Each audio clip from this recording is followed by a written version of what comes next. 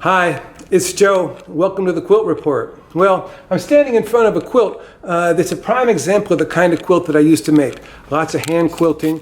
It uses all the traditional ways of making quilts with blocks. See the block here? It's one piece sewn to another piece.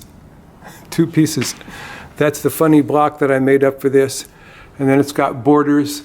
See the borders are hand quilted with freehand feathers.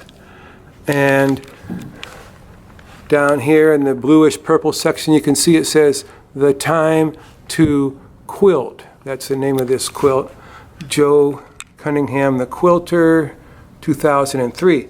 And then it's got freehand quilted designs from Northumberland quilts that I studied a lot. So a lot of hand quilting. It's a traditional format. And this is what I used to do. I tried to imitate old quilting styles and update them and make original statements with them. I thought you could do that, which you can, obviously. But at a certain point, I realized that that was not honoring the women of the 19th century, and that what I wanted to do was to stop doing this sort of thing and do what the women of the 19th century actually did, the women that I revered, which was to put themselves on the line. They invented stuff wholesale. They weren't keeping some old tradition alive.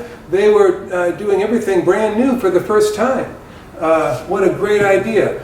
And I thought to myself, well, what would it be like if you did that, Joe? Joe, you're a 50-year-old, at this time I was a 50-year-old, guy who makes quilts. Nobody cares what you do and all your internal struggles about this. Why don't you find out what it would look like if you stopped trying to impress your historian friends? What would it look like if you did something completely different?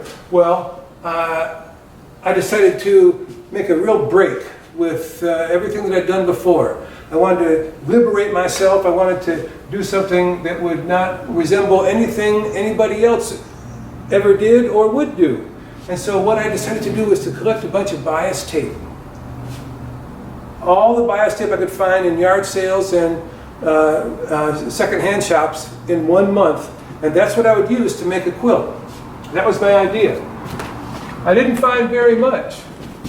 I didn't find very much at all. I ended up with only a little bit. And I thought, well, that was the deal. You were going to use anything you could find and make a quilt out of that.